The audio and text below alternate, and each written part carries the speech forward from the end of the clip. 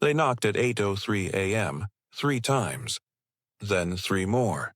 Noor Hassan set down his mug and opened the door to 2 men in gray uniforms, badges catching the hall light. "Eviction order," one said. Noor's calm didn't break. "Give me 10 seconds." He shut the door, made one quiet call, and waited. Engines rumbled outside. 3 unmarked SUVs stopped at the curb. The officers froze as real cops flooded the hall. Noor stepped out, steady in a hoodie and socks. "Gentlemen," he said, "wrong apartment. I'm head of Harbor Patrol." Before we go on, drop your city in the comments and subscribe. The next moment flips this story.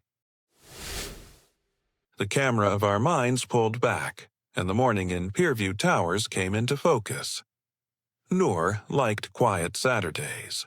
He watered the basil on the windowsill, called his mother, and put on a record that crackled at the edges. The harbor was a square of silver beyond the glass. Fishing boats drifted out like slow birds. Pierview Towers looked clean from the street. Blue glass, tidy lobby, a smiling concierge.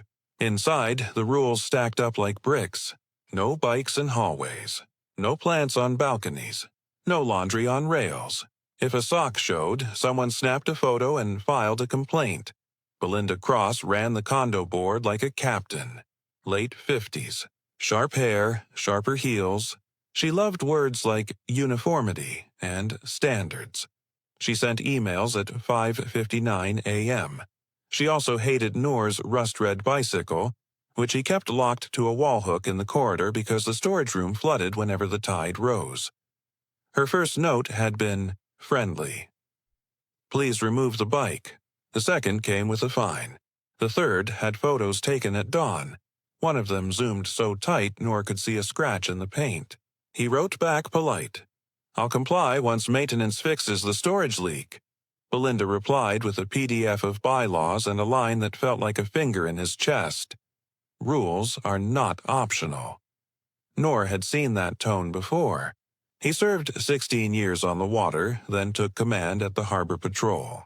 He dealt with egos big as freighters and tempers that rose with the tide. Force, he knew, didn't have to shout.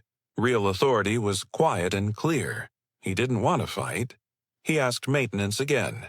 He bought a cheap dehumidifier and set it humming among the mop buckets. He moved his bike there anyway, locked it to a pipe, and hoped the salt air would be kind. 2 days later, a notice arrived. Emergency board session. Attendance encouraged. Neighbors whispered near the mailboxes. A couple from 12B gave him a quick smile that died halfway. Jaden from 7C, skinny kid, skateboard under one arm, told him, "Miss Cross said you think you're special." Noor smiled. "No, I just think the ceiling should not drop on people's heads." The meeting took place in the lounge beside the cold pool. Belinda sat at the center of a folding table flanked by 2 board members. Victor, who nodded before she finished sentences, and Anna, who looked like she'd rather be anywhere else. There was cheap coffee. There were rows of chairs. There was a slideshow of violations. Slide 1, Noor's bike. Slide 2, a row of clay planters on his balcony. Basil, mint, a little lemon tree. Slide 3, a photo of a wind chime he bought for his mother's last visit. "We appreciate greenery," Belinda said, "but we cannot allow clutter." Murmurs rose. Noor stood only when called. "My bike is in storage now," he said. "The leak is still there. I'm happy to keep it inside until the room is fixed. As for the planters, they're below the height limit." Section 4.1, Belinda's smile tightened. Several residents feel the overall look does not match the building's image. "Feelings aren't rules," Noor said gently. Anna looked at her hands. Victor cleared his throat and tapped the table in support of nothing. Noor didn't make a speech. He kept his voice steady. "If you're issuing fines, please share dates, photos, and votes. I'll follow the process." It should have ended there. But control hated boundaries. The next morning, an envelope slid under his door. Civic Compliance Unit. Bold stamp. An order for inspection and removal. It looked official if you didn't stare too long. He stared. He knew what he felt before he knew what he saw. The badge number in the letter ended in 4 zeros. The seal was blurry like a cheap sticker, and the curb out front had fresh tire tracks where a truck had idled too long. Noor didn't panic. He made coffee. He checked the peephole twice when the first knock came. He saw the patches. He saw the performative stance. He heard the practice line, eviction order. He asked for IDs he knew they didn't have. When the engines came, the hallway tilted. Plain SUVs. Quiet doors. Real officers moving like water. The two men's faces changed shape. They went from in charge to caught in a breath. He stepped out then. Hood up, socks soft on tile. His team didn't salute. They didn't need to. "Captain," one said, already cuffing the talker. "By the book," Noor answered. His voice stayed calm. Belinda's heels clicked at the end of the corridor, then stopped when she saw the uniforms. He didn't point. He didn't accuse. He only asked the man with the clipboard, "Who sent you?" The man swallowed and looked past Noor's shoulder toward the woman trying not to be seen behind a potted palm. The basil in Noor's kitchen window soaked up the sun. Down in the flooded storage room, the dehumidifier hummed alone. Above them both, a quiet line had been crossed, and the tide had started to turn. Belinda Cross didn't sleep that night. Her emails went unanswered. Her power, those tiny rules she polished like trophies, had cracked in front of witnesses. By dawn, she sat at her kitchen table, half-dressed for work, scrolling through messages she couldn't unsend. Noor's calm had cut deeper than shouting ever could. He hadn't embarrassed her with noise. He'd done it with silence, and silence, to someone like Belinda, felt like defeat. By mid-morning, she called two men she'd met months earlier at a private security expo, Marcus Ray and Joel Finn. They did small-time jobs for condo boards, ticketing cars, delivering warnings. Belinda's voice stayed smooth. "I just need a visit," she said. "Make it look official. Remind him rules apply to everyone." Marcus laughed. "Sure, ma'am. You want badges or polos?" "Badges," she said. "People behave when they see metal." That was Wednesday. By Friday, Noor's neighbor, Jaden, noticed two strangers parked across from the tower in a dented white van. "Delivery guys don't sit that long," he said later. But Noor was at the station, signing off on reports about boating permits and weekend patrols. He came home late, made soup, and slept through their planning. Saturday dawned gray and thin. The sea fog pressed close to the glass. He brewed coffee, stretched, and turned on a record of quiet horns. He thought the week was done. He thought the noise had passed. When the knock came, it wasn't loud, just disciplined. 3 taps. A pause. 3 more. He felt it before he heard it. The air shifted. Old training came alive in his chest. He opened the door a crack. Marcus's badge flashed once. "Eviction order, Mr. Hassan," he said. "City code violations." Noor smiled faintly. "City? Which one?" The other man snorted. "Don't make this hard." Noor's hand tightened behind the door. He called dispatch, low and calm. "This is Captain Hassan. 2 impersonators at my residence. No sirens." Then he waited. He could already hear the distant hum. 3 engines rolling slow, measured, unhurried. When the SUVs stopped, Marcus's mouth opened, then shut again. Joel's hand hovered near his belt and froze. Within seconds, the hall was full of real uniforms. Marcus's clipboard hit the floor with a plastic thud. Joel's fake warrant folded in half under a boot. Neighbors peeked through doors. Phones lit up. Belinda stood at the far end of the corridor, her lipstick perfect, her face not. She watched as the imposters were cuffed, her mouth trembling like she'd swallowed glass. Noor didn't look at her yet. He told his officers, "Handle it clean." Then he turned back to his door. The coffee was still warm. That was how the board president's scheme started to unravel. Quietly, efficiently, and in front of everyone she'd tried to impress. Jaden watched from the stairwell, eyes wide. Later, he'd bring Noor the dropped clipboard as proof. But for now, he just whispered, "Damn." Because that was the first time anyone in Pierview Towers saw what real authority looked like.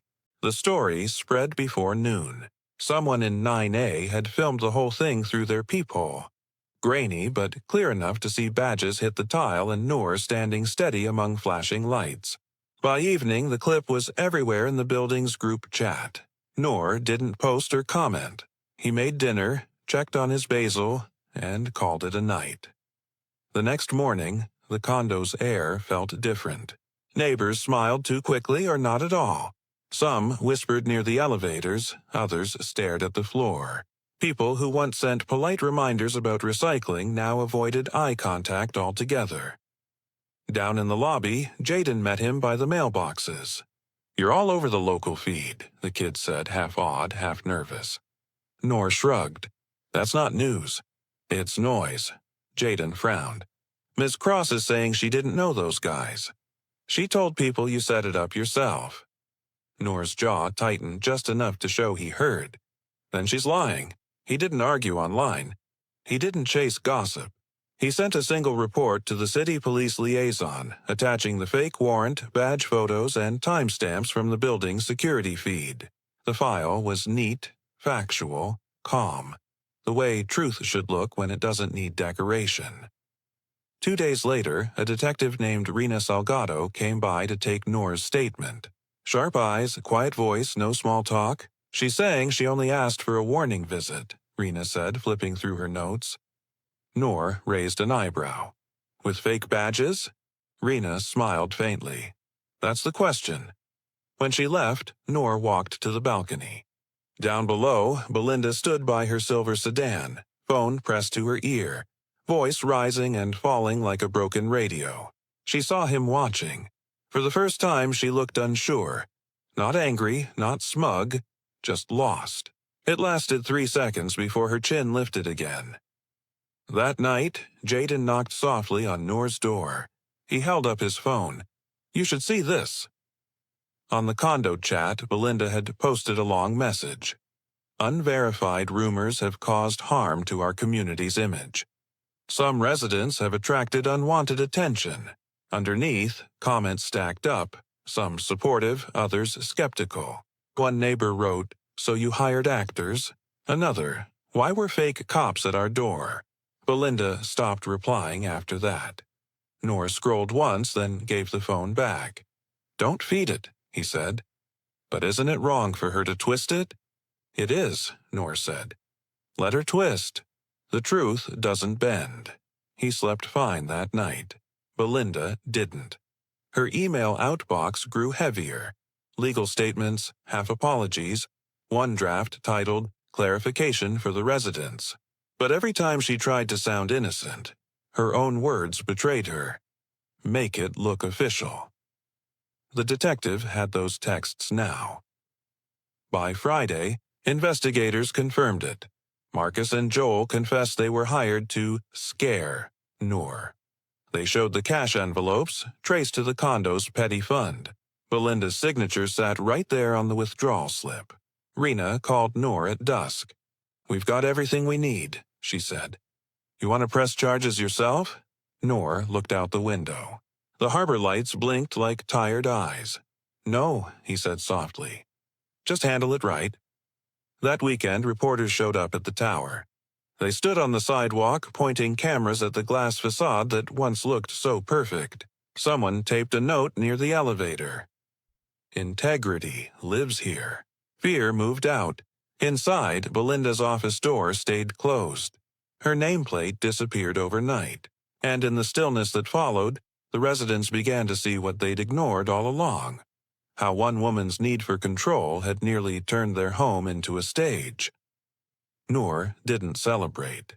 He brewed coffee, nodded to Jaden in the hall, and let the morning light do what it always did. Turn quiet into something peaceful again. By Monday, the city had taken over the case. Detective Rena called Noor in for one last review before the press conference. The department wanted the facts straight. No drama, no spin. She spread the evidence across a table. Printouts, transcripts, photos of fake badges beside the real ones. Each image told the same story. A small lie built into a big mistake. "You handled this better than most," Rena said. Noor gave a half smile. "You don't stop a fire by screaming at it," she nodded. "Well, you just made half the city think before they grab a clipboard." Outside, reporters waited like gulls. When Noor stepped up to the podium, microphones caught the faint scrape of his shoes on the pavement. He wasn't in uniform, just a gray jacket and calm eyes. He didn't read from notes. He didn't point fingers. He just told the story in clean lines. How two men in fake uniforms came knocking, how real officers arrived, how truth caught up.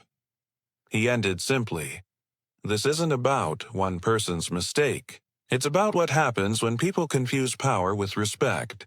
The crowd went quiet. Then the questions started. "Will you press charges? Are you planning to move?" Noor answered only one. "This is my home," he said. It was all he needed to say.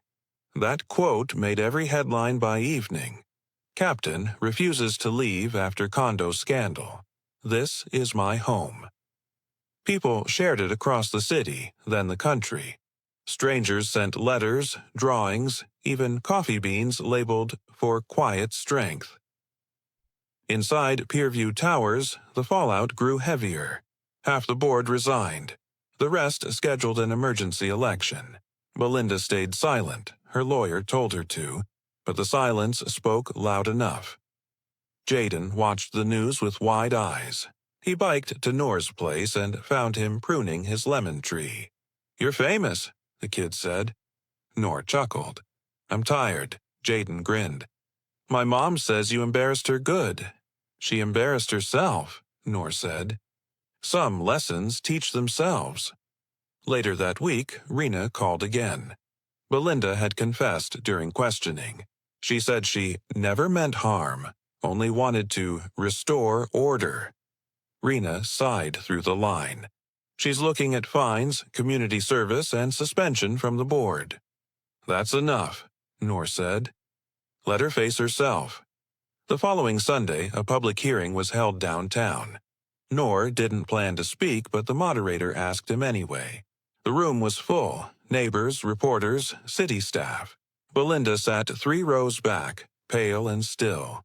When Noor walked to the microphone, every camera light blinked on. "I'm not here for revenge," he began. "I'm here to remind us what leadership should look like." He paused. "It's not paperwork. It's not fines. It's fairness. And if we forget that, we lose more than rules. We lose each other." You could hear a pin drop. Even Belinda didn't look up. When Noor stepped down, people didn't clap right away. They just breathed. Slow, heavy, like the whole room had been holding it too long. Outside, Jaden caught up with him. "You think she'll ever say sorry?" "She doesn't need to," Noor said. "She already did, just not with words." That night, the harbor was quiet again. Noor stood by his window, watching the tide push against the pier. In the reflection, his flag, a simple blue and white signal flag from his patrol days, hung still. He didn't feel pride or anger, just peace, because the truth, once it surfaces, doesn't need to shout. A month passed and the noise finally thinned out. The reporters moved on to other scandals. The headlines faded, replaced by sports scores and weather alerts. But inside Pierview Towers, something quieter lingered. People said good morning again, but softer. They held elevator doors, avoided gossip. Noor could feel the change in the air, like the moment after a storm when no one knows if it's really over. The new condo board sent a formal letter of apology. Typed, polite. It ended with, "We hope to rebuild trust within our community." He read it once, folded it neatly, and tucked it in a drawer. He didn't need an apology on paper. He needed peace, and for the first time in months, he almost had it. One evening, Jaden came by with a small box. Inside was a keychain shaped like an anchor. "Made it in shop class," he said shyly. "For you. You kinda saved the building." Noor smiled. "No, kid. I just reminded it how to stay afloat." They sat on the balcony, listening to the harbor breathe. Across the courtyard, Belinda's blinds stayed closed. Her car was gone most days. People said she'd moved in with her sister while waiting for the trial to end. Noor didn't wish her harm. He just hoped she learned the difference between leading and controlling. Weeks later, the city posted the final report online. It listed every detail: fake badges, financial misuse, confession statements. It ended with one line that made Noor pause. Subject Hassan remained composed throughout, demonstrating professionalism under provocation. He read it twice. That wasn't the part that mattered, but it was the one that stuck. Life settled into small routines again. Morning coffee, basil trimmed. Quiet nods with neighbors who now waved first. Some still looked guilty, others grateful. He treated them the same, with calm. On a cool Friday night, he walked the pier alone. The city lights shimmered on the water, long and restless. He thought about how fast things had unraveled, all from a bike and a balcony. How control, once tested, showed its cracks, and how truth, once seen, refused to be unseen. He reached the end of the dock and leaned on the rail. The air smelled of salt and iron. He watched a patrol boat slide out toward the horizon. His old team, still doing their rounds, he raised a hand in quiet salute. Back home, he turned off the lights and stood by the window. The lemon tree's leaves brushed the glass in the breeze. His anchor keychain glinted on the hook by the door. He thought of what Jaden had said. "You saved the building." Maybe not, but he had saved its reflection. He'd shown everyone that silence isn't weakness, and decency isn't surrender. Sometimes the strongest stand doesn't need shouting, just staying. The harbor lights flickered once more, then steadied. Noor exhaled, slow and sure. He didn't need applause. He didn't need revenge. He just needed this. Peace earned, not given. And as the night deepened over Pierview Towers, the man who refused to be moved finally let the world be quiet again.